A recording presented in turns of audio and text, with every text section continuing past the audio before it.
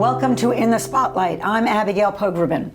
Rabbi Benjamin Resnick is my guest today. He is the rabbi at the Pelham Jewish Center in Pelham, New York. Before that, he served as Rav Beit HaSefer at Solomon Schechter Day School of Metropolitan Chicago and as rabbi and education director at Congregation Ahavas Achim in Newburyport, Massachusetts. He was ordained at JTS, Jewish Theological Seminary, and he's written about Judaism for multiple publications, including The Forward, Tablet, Modern Judaism, and My Jewish Learning. His first novel is the topic of our conversation today. It's called Next Stop. It is wonderful, and it was published in September 2024. Rabbi Resnick is married to journalist Felissa Kramer, who is currently editor-in-chief of the Jewish Telegraphic Agency. She's a great editor. She is an amazing editor. I tell people I am blessed to live with one of the world's great editors. Did she edit your book? She was a reader, I'm sure. She reads my work always before everyone. Anybody else. And is she ruthless? She is an extraordinarily incisive, perceptive editor. And you can take it? You can take the harshest? I can take it, although I will say that I think most people who have worked with me professionally as a writer would say I'm very easy to edit. But with Felissa, I'm less easy. You're a little more resistant. I'm a little bit more resistant. All right, well, let's go to Next Stop, this wonderful book. And obviously, I need to point out in all of these interviews, even though it seems prescient that this was written and handed in before October 7th. Yes. Even though so many of its themes reverberate so chillingly. It's kind of uncanny. Yes. I know it's unfair to ask you to summarize a plot, but we need you to summarize the plot. Yes. The book is about a young blended Jewish family as they navigate a violent anti-Semitic hysteria in an unnamed American city. Why did you, before we go a little further on that, not name the city?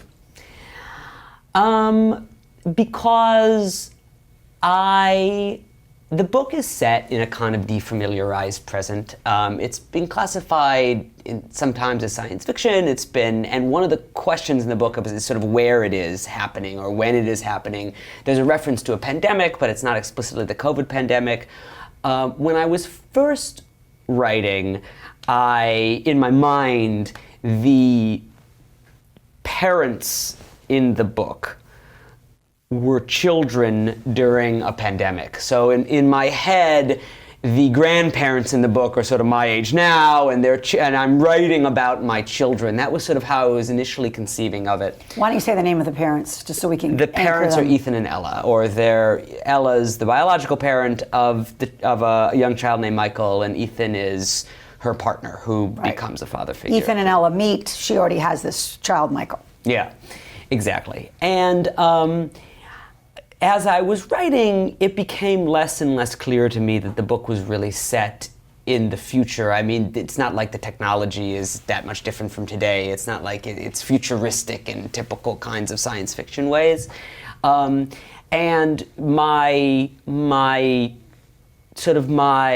touch point in some ways for creating this defamiliarized world was a book called Never Let Me Go by Kazuo Ishiguro, which is a magnificent, haunting book about cloning, sort of, and has science fiction elements, and you're reading it and you think it's sort of like set in a near future England, but at the beginning of the book it says like London 1995. And it came out in like 2003, 2004, something like that. So it's set in a kind of defamiliarized reality. And when you say defamiliarized, you mean that we can kind of anchor ourselves. Like, I'm putting New York on this. I'm sure that's lazy, but it's helpful in a way as a reader to think that I'm in New York, even if it's not exactly New York.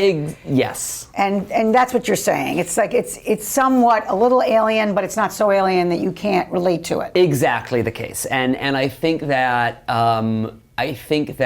not naming the city kind of increases kind of the strange and kind of mythical element of the book. But as you said, it is, in my mind, I mean, I'm a longtime New Yorker at this point. I'm from Chicago, but I'm a passionate lover of New York at this point. And the book is, I think, very recognizably New York, at least for New York readers, and Right. that's fine. I will say another reason that I have always been somewhat hesitant to situate fiction in the real world is, and not all writers would necessarily get so hung up on this, but like if I was writing about 46th Street, I would be hung up on like, but wait, is that restaurant right? Like I said it was a Greek restaurant, but maybe it's a Thai restaurant, and like how many floors does this building have? And like, nobody cares about that probably as a reader, but as a writer, I would feel stressed out about that. So if it's an imaginary city, Right. it can be You're not whatever, held accountable to whatever's on the corner. It can be whatever restaurant I want, because I made it up. So the main event that looms, which is, again, just so haunting, is that Israel has collapsed into a black hole. Yeah. And where did that idea come from in your imagination? So the story is about anti-Semitism, and really the story is about, I think, the enduring precarity of Jewish experience and Jewish being in the world. And I think that to be a Jew historically and still has meant, in part, to be vulnerable. That's not the only thing it means. It means many, many other things. But that has been, I think, a core and structural element of Jewish experience and Jewish identity in some ways for millennia. I think that, and this gets into some of the eeriness of writing this book before October 7th and then having it come out after October 7th, I think that precarity, I guess it's long been my sense, that sort of the inherent precariousness of Jewish being in the world remains. I mean, I'm an ardent, sort of passionate Zionist, and I think in many ways the Zionist story about Israel changing the game for Jews is on some level true, and I'm drawn to it, but I think certainly October 7th has sort of, I think, revealed for a lot of Jews around the world, Israeli and here, that maybe not, right? Maybe not what? Maybe Jewish being in the world remains precarious in a way that we thought maybe we'd opted out, right? The Zionist... Or that it was done, that it was it was settled. Yeah, the Zionist story was really about, we're opting out of the victim situation, we're opting out of the experience that we're going to be, that we're going to live precarious lives, always teetering, yeah. and we're this is a major and serious paradigm shift. I don't know. I just want to be clear for the viewers that when you say we're opting out, it was essentially a turn that said we have Jewish power, right. We have Jewish protection. There is a place where people cannot reach us, kill right. us, wipe us out. Right. So that obviously October 7th shook that right. for many people. Right. Whether or not they think Israel is in existential crisis or not, it certainly shook the foundations that many of us had assumed. Right, exactly. And I wanted to tell a story about that. Another way of thinking about this is, there's a very famous line in the Haggadah, V'hi she'amda lavotenu v'lanu. This is what is promised to our ancestors and to us. Shelo echad amad aleinu l'chalotenu. That not only one came to destroy us, ela shebchol dor vador omdim aleinu l'chalotenu. No, rather in every generation they come to destroy us. And by the way, V'hakadosh baruch hu yatzilenu miyadam, which means God saves us from them, which however you understand that theologically means, but we're still going to persist and still be here, which is both pieces of that formulation have been true throughout Jewish history. And I think structural and core to what Jewish identity and Jewish experience is. So I wanted to tell a story about that. Why? What in you drew you to that? Because I think it's real. I worry about it. I have kids. I think about it. I'm not, quaking in my boots all the time as a Jew, but it's something that I learned as a very young child. I remember when I was 10 years old, I think 10, 11, I forgot. Schindler's List came out in 1994, and I was born in 1983, I think. So I remember my parents... You think that you were born in 1983? I know I was born in 1983. That's when Schindler's List came out in 1984. And I saw it in the theaters, and I remember, and it's like 11-year-old kids, pretty young. Like, I got a 9-year-old kid, and I'm like, I don't know, like, maybe but my parents, like, I remember it came out, and I remember my parents had this whole long conversation with me. You know, Benjamin, we're going to go see this movie, and it's going to be it's a really big deal, and it's really important. It's going to be really hard, and we're going to talk about it, but we're going. Wow. And, you know, I mean. Do you think that was a good decision? I mean, I'm laughing, but I think it's a powerful decision. It's a decision that... Because it's really a touchstone, that film, for many people. Yes. Of when sort of the world reckoned with it. Was it a good decision? It's a great question. I think it's a decision that I've recapitulated. I'll tell you 2 stories about that, and then I'll get back to, and I'll answer finally the question about why Israel disappears. But the first story about that is, so my wife's also a Jewish journalist, and I'm also a pulpit rabbi, and I also wrote this book, and so for several months after October 7th, and my wife and I, by the way, are not particularly careful about what we say around our kids. Maybe we should be, but we're just not. Like, and there's a thing in the Gemara about that, like, you know, whatever a kid says in public, they heard in private at home. So that's, I think, generally true. So anyways, so my wife and I share a lot about our lives and our professional lives with our kids, because we talk about it. There was a solid 3 months, I think, when it was very rare for my wife and I to have a conversation of any kind that didn't on some level touch on October 7th and our work and like what we were dealing with and like really horrible, scary stuff. And our kids are like very exposed to that. At what age? 9 and 6. And I remember I gave a sermon about this. I was very, very wrought over this. I remember one night, February or something like that, March, I don't know, after October 7th, February, March 2024.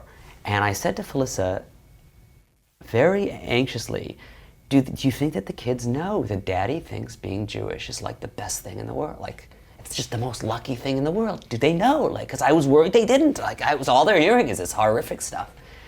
And Felissa said Felicia's more practical than me, gets less wound up. She said, yeah, I'm sure that they're fine. But I was still upset about it, and I gave a sermon where I shared just that Shabbat, or very, very close to when I shared it with Felissa. I remember I had a congregant came up to me who I love. She's another writer. Her name's Gloria Goldreich. She wrote a book called Leah's Journey that won the National Jewish Book Award many years ago, and lots of other novels. And she came up to me and she said, Ben, I'm sure they know. And that was comforting to me. But I exposed my kids to all of that stuff. The other story I'll tell you about that, and this is also, this made it into the book in a certain way, which maybe I'll share a little bit about later. But we took, this year, after October 7th, we took our bar mitzvah class at the shul, bar mitzvah class, to the Museum of Jewish Heritage downtown, which is basically a Holocaust museum. Very interesting, by the way, that it's called the Museum of Jewish Heritage, but it's basically a Holocaust museum. Like, you could, like, there are other parts of Jewish heritage, but that's what we call it, and that's what we put it. It means it's not an accident, I don't think.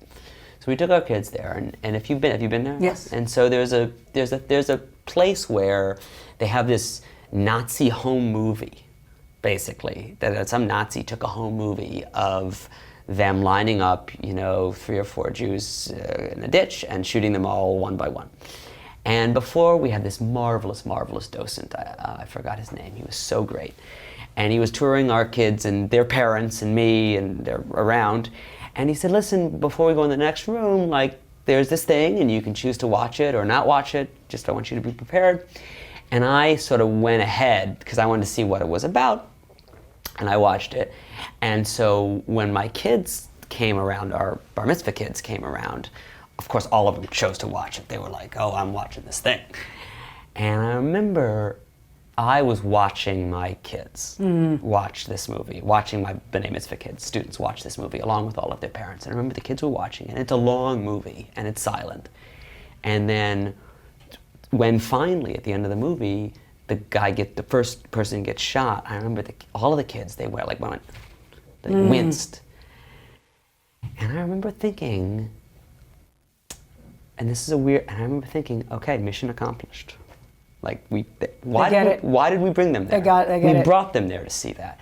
Now you say, is that a good decision? I mean, It's the reality. It's the reality. And I think it's important. And I think that it remains the reality. And I would rather, now I'm talking about my own children, and I guess my B'nai Mitzvah kids on some level, I'd rather they hear it from me than they hear it from someone else, because I think I can tell them in a way that I want, that hopefully is, still warm and makes them feel proud and safe as much as they can.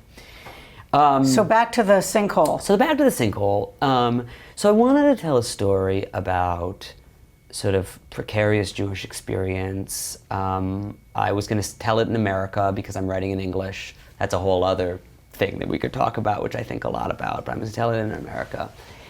And before October 7th, it's a weird thing to say sort of after October 7th, and the book, by the way, went on submission like October 2nd. So it's like, the way I described it, sometimes it's like someone wrote a book about the fall of the Two Towers and submitted it on like September 1st, Wow. and it's like, it's very eerie. But initially, as I was conceiving of the story 3 years ago, I started writing in the summer of 2021, Israel had to be off the map, because if I wanted to tell this story about an anti-Semitic hysteria in a contemporary American city, well, if Israel was there, every reader the whole time would say, well, why don't they just go to Israel? Right? So there was a mechanical plot reason. Like in order for them to really be an extremist and have run out of options, we needed Israel to be not a safe option. And and of course that lands very differently after October 7th, when it's unquestionably the case, I think, that physically the most dangerous place where there's, at least in places where there's a significant Jewish population, the most dangerous place physically for Jews is in Israel. Right. It might be healthier psychologically, actually. And that's a very complicated, interesting thing. But it's unquestionably the case that right now, physically, my children are in more danger there than they are, would be in more danger there than they are here in Pelham. And the part of what echoes for me is that there has not been in my lifetime until this last year so much discussion as if Israel's a question. Maybe this thing shouldn't exist. Maybe it should never have existed. That's sort of in the vernacular of a certain political discussion in a way that it wasn't before. And so part of the disappearance in your book is, part of it is the just destruction of it that many people wish for and are attempting. But people have joked with me, by the way, that you should market it to sort of like anti-Zionists too, because it's wish fulfillment for them. It's wish fulfillment for them. Right? No. So I think that's part of what's terrifying reading it. Yeah. And I want to say that it's really also just a beautiful read. You're a great writer. It's very lean. But did you want to scare us? Yes, I think I did. I think there are elements of the book that are, again, I'm not so huge on genre classifications, but I mean, there's horrific elements. There's elements of the book that would fit into some horror kind of genre. One of the among the things that were rattling around in my head when I was writing the book were, I don't know if you're a fan of like The Walking Dead or The Last of Us, like zombie. I know about them, but that's not my jam. Yeah, so I like those things. And part of me had those in my mind when I was writing this. I mean, this is not post-apocalyptic zombie fiction, but it's it borrows from some of those kinds of elements, and I had that in my mind. So yes, I think I did want to scare people. It's gratifying on some level when people come up to me and they say, "Well, your book gave me nightmares." That's because on some level, as a writer, you're trying to affect people, and when you're writing about frightening things, they should be frightening. If you write about horrible things happening to people that you care about, and that does happen in the book, it should be horrible on some level.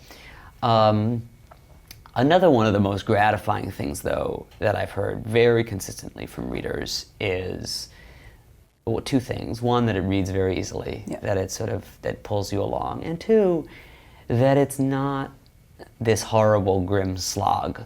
Like when I tell people what it's about, I think sometimes the assumption is it's going to be this awful, relentless, lugubrious, kind of lachrymose, tear-drenched experience, And I've heard consistently, and this was intentional, that it doesn't really read that way. No, there's a light touch to it. There's a lightness to it. In many ways, it's a domestic story. But in a way, I think that's part of the terror for me, is the sort of domestication of something corrosive that's happening that many people still are denying is imminent. And that echoes, the kind of denial of what we've heard so many times in our history of like, it's not going to be so bad, the worst isn't going to happen, the worst has already happened, it can't get worse than this, we're safe, you're fine. And then these just like touch points of like, now that happens, now this happens, now you actually can't protect the person you love. Yeah, the lightness makes it scarier. No, I think that's true. It's actually, and it's the second time I'll mention it, so in that book, Never Let Me Go by Ishiguro, which is one of my favorite books of all time, and he's one of my favorite writers of all time. He's amazing. He's amazing. I'm a fan. Some of the criticism, and a lot's been written about that book, rightly so. One of the essays I remember reading about the book, or a review about the book, identified it as horror. And the premise of the book is like, it's about sort of human clones who are raised for their organs, more or less, which is a pretty horrific premise. But it's narrated by one of the clones for whom that situation is normalized. And that's just how they don't have, Kathy, the narrator and main character, doesn't have a frame of reference for that being horrific or abnormal at all. And I remember I forgot who wrote it, but I remember the reviewer said it's horror precisely because it's like watching someone run into a house that is the killer's in there, but they don't know that. So you say, no, you're right, but it's horrific precisely because the character you're watching doesn't see how horrific it is. Right. So that's an interesting observation about the book. I hadn't thought about it exactly that way, but I think that makes sense. So we're running out of time, unfortunately. I want to just touch on the fact that you're a pulpit rabbi in the middle of all this. So you're a writer, and you're also pastoring to people in addition to teaching B'nai Mitzvah. Like what, I guess, how is the book in some way woven in to your rabbinate or your sermonic voice? Yeah, it's a great question. I mean, the shul is pleased, with the fact that their rabbi wrote a book. I will say you're not terrifying your congregants. No, although I will say that, and this has not happened so much yet. The thing I was worried about a little bit, not worried, but I was concerned a little bit that this is not my sermonic voice at all, right? There's an element about this book that is very, very anxious, very, very fearful about the Jewish experience in the diaspora, somewhat anti-American, at least that's sort of how I see it. And I was worried that my congregants would read it and say, oh gosh, their rabbi, this is what the rabbi really thinks. That has not happened so much so far. They trust that you have an imagination. They trust that I have an imagination. It's interesting, I think and this is a counter history that I'll never know, I think it might have happened more had the book come out in a world that didn't have October 7th, because I think a lot of my people are also quite anxious, right? So I think it's kind of meeting them where they are. I think it meets them where they are in a way that it might not have had it come out in a different context. I just want to quote you for a minute because I love this quote. You gave it in an interview. I was more interested in the cyclical nature of anti-Semitism itself, which has always seemed to me like a monster living in the closet. Sometimes it sleeps, but eventually it wakes up, and when it does, it wakes up hungry. Yes. I've said that a few times. Which I think we're feeling now, that there's almost a rapaciousness to the response to October 7th. Yeah, I mean, and I think that is true. I think that my view of anti-Semitism, there was I think it was a Goodreads review, which was not, it was sort of a mixed Goodreads review, that said, it sounds like he believes anti-Semitism is this kind of mythical evil. And I said, yes, that is sort of what I believe. And that didn't work for that particular reader, but that is sort of the argument in the book, that it is this kind of monster that we schlep along with us, and Sometimes it wakes up. which it sometimes wakes up. Yeah. Thank you, Benjamin Resnick. The book is called Next Stop. It is a novel. It is eminently readable, and yes, difficult, but worth it. I'm Abigail Pogrebin for In the Spotlight, and I will see you next time.